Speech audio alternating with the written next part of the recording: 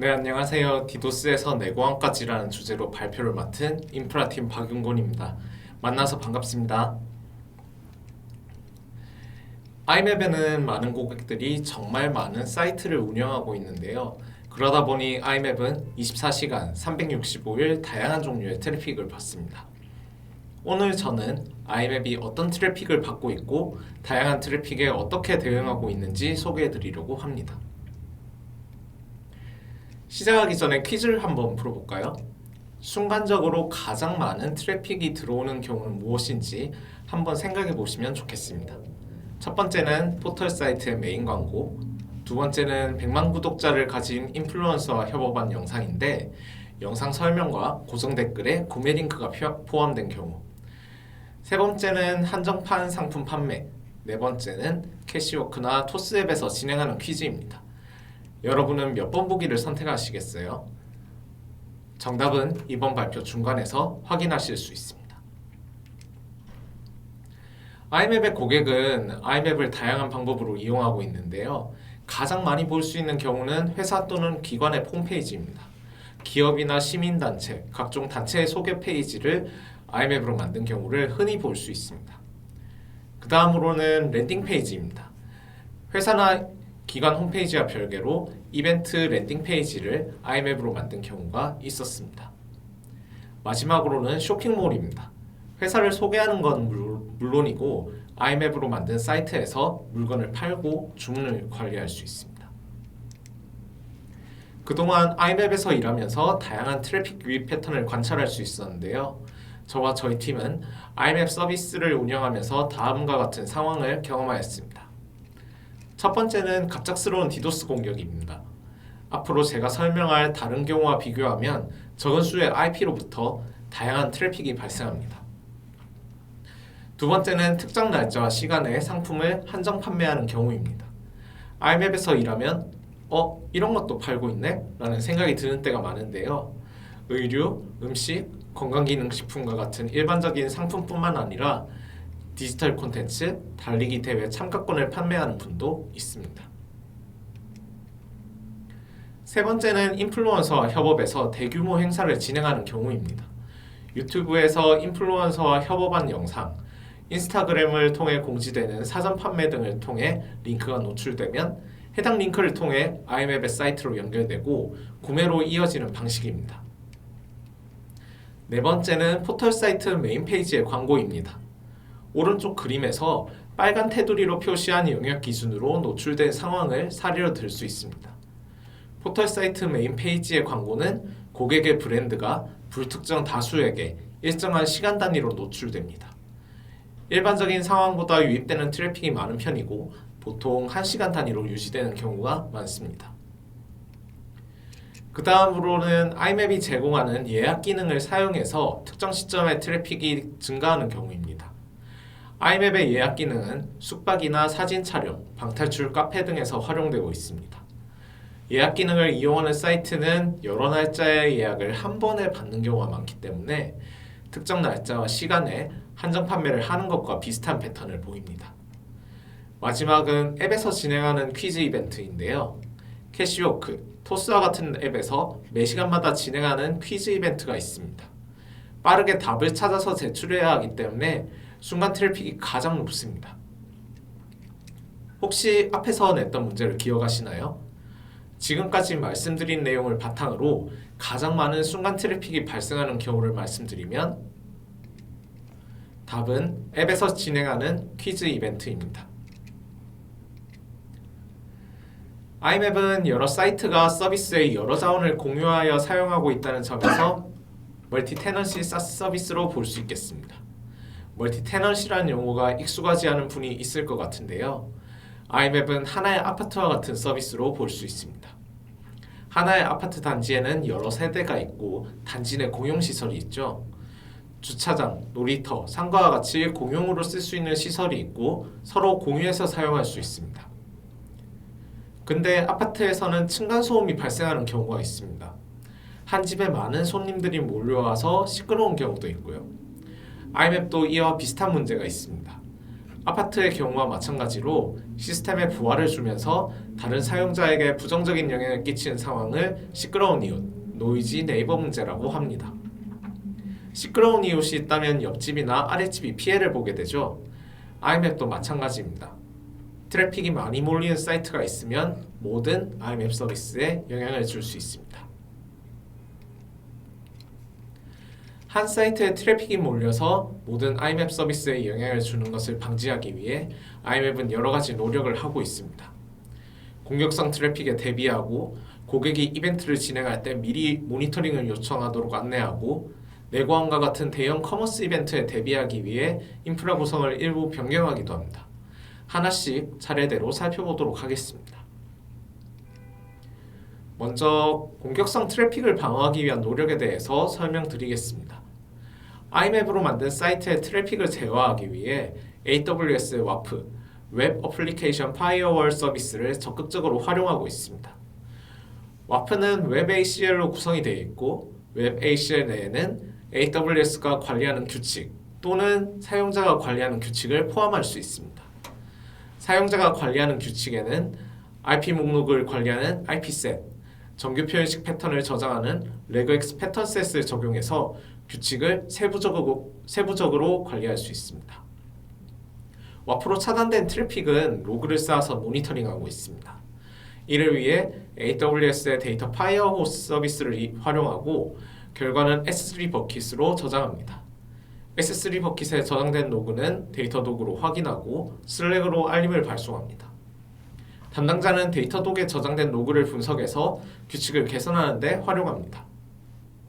한편 악성 트래픽이 아님에도 차단되는 경우가 가끔씩 있는데요. 이는 사내 시스템을 통해 담당자가 관리하고 있습니다. 사내 시스템을 통해 와프 규칙을 수정해서 AWS 콘솔에 접근하지 않아도 손쉽게 특정 IP를 차단하거나 허용할 수 있도록 합니다. 한편 IMAP은 격리 서버를 운영하고 있습니다. 격리 서버는 특정 사이트에 트래픽이 몰리고 있거나 이벤트가 발생하더라도 다른 사이트에 영향을 주지 않기 위해 구축한 서버입니다. 처음 격리 서버를 구성할 때는 인프라 엔지니어가 수동으로 격리 서버로 전환했지만 지금은 인프라팀이 자체적으로 수립한 기준에 따라 자동으로 격리 서버로 트래픽을 라우팅하도록 합니다. 만약 주말이나 야간에는 노트북을 켜서 관리하기 어려운 때도 있는데요. 슬랙 커맨드를 활용해서 원격으로 특정 사이트를 격리 서버로 이동하거나 일반 서버로 다시 트래픽을 돌릴 수 있도록 합니다. 그 외에도 AWS 클라우드 프론트의 지리적 제한, 라우터 53의 지리적 위치에 따른 라우팅 정책을 활용하고 있는데요. 이러한 AWS의 기능을 통해 특정 도메인에 대한 트래픽을 성공적으로 제어하고 있습니다. 과도한 트래픽에 따른 서버 부하를 줄이는 다른 방법으로 IMAP에서는 대기열 시스템을 운영하고 있습니다. 트래픽이 급증해서 격리 서버로 트래픽을 전환할 때 대기열 시스템이 자동으로 적용됩니다. 대기열 시스템은 IMAP에서 자체적으로 개발하였는데요. 트래픽이 급증하더라도 서서히 트래픽이 유입되도록 하여 서버의 부하를 줄이는 역할을 합니다. 한편 IMAP은 고객으로부터 사이트 모니터링 요청을 미리 받고 있습니다. 인프라팀에서는 어떻게 대응하고 있는지 알아보겠습니다. IMAP 인프라팀에서는 당번 제도를 운영하고 있습니다. 주 단위로 담당자를 배정하고 해당 주의 담당자는 고객 요청에 따른 모니터링을 담당하고 있습니다. 저희 팀에서 당번 제도를 도입한 배경을 설명드리면 좋을 것 같아요. 당번 제도를 도입하기 전에는 문제가 발생했을 때 누구든지 먼저 대응하는 경우가 있었습니다. 이러면 담당 업무를 진행하는데 컨텍스트 스위칭이 자주 발생합니다. 그리고 지금까지의 히스토리를 잘 아는 사람이 먼저 대응하는 경우가 많기 때문에 특정 인원에게 업무가 몰리게 됩니다. 제가 IMAP에 합류한 이후 관찰해보니 이런 문제 때문에 업무 진행에 어려움이 있을 것으로 판단했는데요. 이 문제를 개선해서 인프라팀 구성원이 담당 업무에 집중할 수 있도록 하기 위해 당번 제도를 운영하게 되었습니다.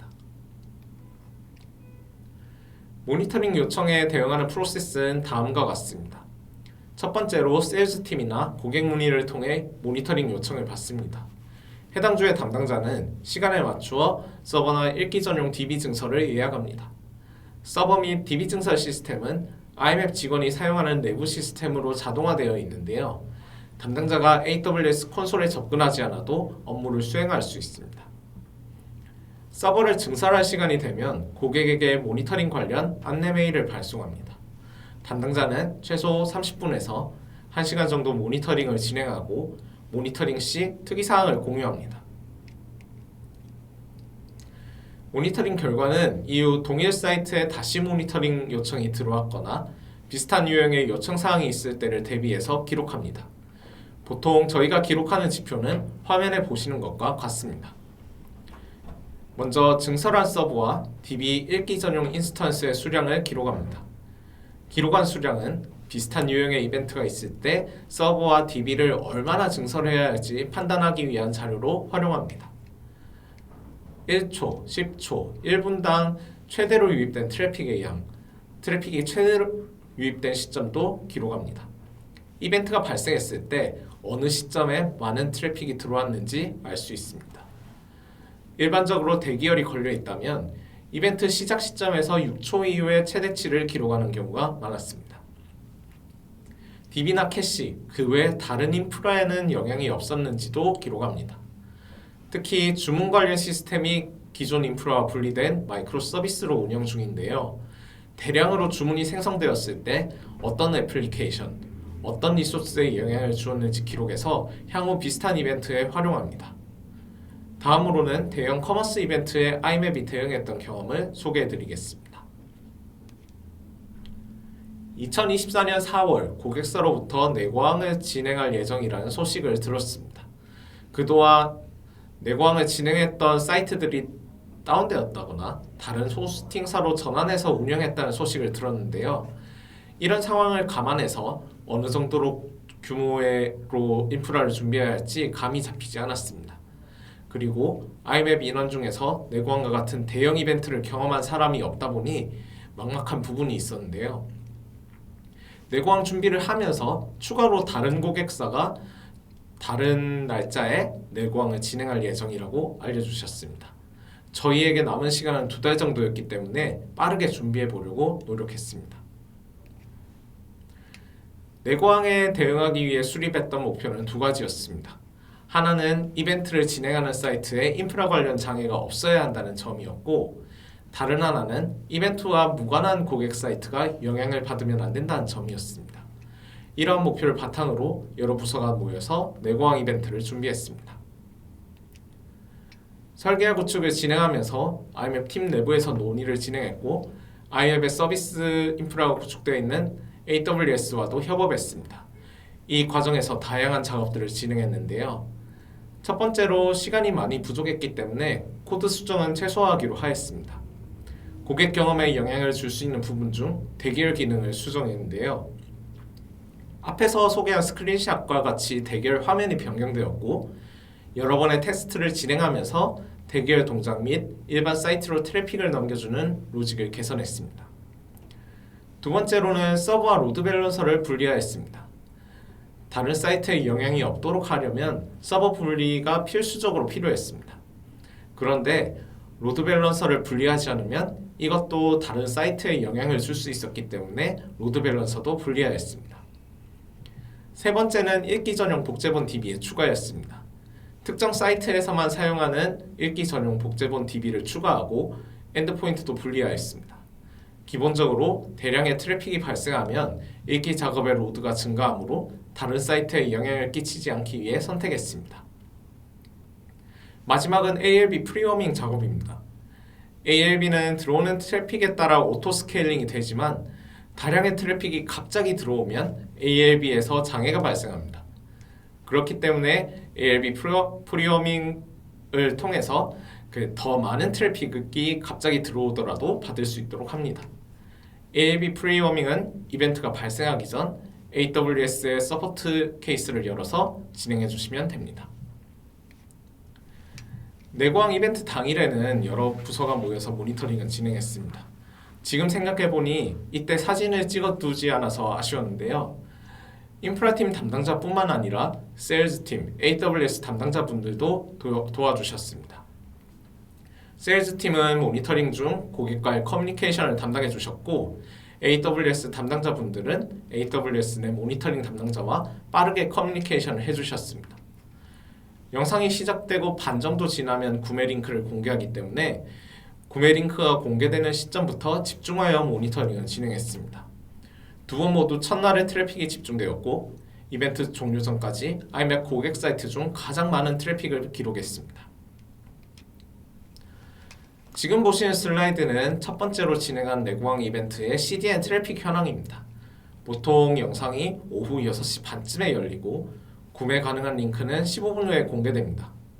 첫 번째, 두 번째 그래프에서 볼 수 있듯 6시 45분부터 트래픽이 급증하는 것을 볼 수 있고요. 1분 기준으로 순간적으로 최대 49,000건이 넘는 요청, 데이터 전송량 기준으로는 508MB의 트래픽이 발생한 것을 볼 수 있습니다. 시간이 지나면서 트래픽이 줄어들지만 분당 요청 수는 25,000건을 초과하고 있습니다. 이 정도면 가장 트래픽이 많은 iMap 고객 사이트의 10배 정도라고 보시면 됩니다. 2024년 6월 iMap은 두 번의 내고왕 이벤트를 경험했는데요. 두 번의 이벤트 모두 사고 없이 성공적으로 진행했습니다. 저희가 목표로 했던 내고왕 이벤트를 진행하는 고객 사이트, 그리고 이벤트와 무관한 사이트들 모두 장애를 경험하지 않았습니다. 이를 통해 iMap도 내고왕과 같은 대형 이벤트를 진행한 경험을 얻게 되었습니다. 이번 발표를 준비하면서 고객사 지표가 있는지 확인해 보았는데요. 고객사 중 한 곳은 7일간 25억 원의 매출을 냈다고 합니다. 이제 저희 팀은 앞으로 iMap 인프라를 계속해서 개선하려고 하는데 어떤 방향으로 일을 할 것인지에 대해서 말씀드리겠습니다. iMap은 그동안 많은 경험을 하면서 고객에게 좋은 서비스를 운영해 왔는데요. 그만큼 많은 레거시가 쌓여 있습니다. 특히 모니터링과 인프라 관련 시스템을 기존 레거시 코드에서 분리하는 작업을 하려고 합니다. 시간이 오래 걸리겠지만 레거시 시스템과 조금씩 헤어지기 위해 노력할 예정입니다. 그 다음으로는 관측 가능성을 높이고 장애 대응에 걸리는 시간을 단축하기 위한 노력을 하고자 합니다. iMap 서비스를 운영하면서 서비스의 문제를 탐지하는 부분이 부족했다고 느끼고 있습니다. 문제 발생 시 빠르게 확인할 수 있고 정확하게 확인할 수 있도록 하기 위해 노력할 예정입니다. 한편 장애 대응에 걸리는 시간을 줄이기 위해 노력할 것입니다. 다음 슬라이드에서도 말씀드리겠지만 장애 대응에 걸리는 시간을 단축하기 위해 좀 더 유연하게 인프라를 운영하고 빠르게 대응하는 방법을 찾겠습니다. 이를 위해 올해에는 iMap 구성원과 함께하는 장애 대응 훈련을 진행해 보려고 합니다. 마지막 장입니다. 저희 팀은 장애 발생 시 장애가 전파되는 범위를 줄이기 위해 인프라를 좀 더 유연하게 운영해 보고자 합니다. 이를 위해 서버 그룹을 여러 가지 기준에 따라 나누고 각각의 사이트를 적정히 배정하는 방법을 시도했습니다. 필요에 따라 DB도 분리하는 작업을 해보려고 합니다. 또한 인프라 구성도 좀 더 간소화하고 인프라 구성을 자동화하기 위해 노력할 예정입니다. 이를 통해 하나의 사이트에 문제가 발생하더라도 이 장애가 모든 사이트에 퍼지는 것만은 막는 것이 인프라팀의 목표입니다. 지금까지 iMap에서 고객 사이트의 트래픽에 어떻게 대응하고 있는지 소개해 드렸는데요. 공격성 트래픽과 다양한 이벤트성 트래픽이 걱정되는 분들께 많은 도움이 되셨기를 바랍니다. 긴 시간 동안 들어주셔서 감사합니다. 저는 인프라팀의 박윤곤이었습니다.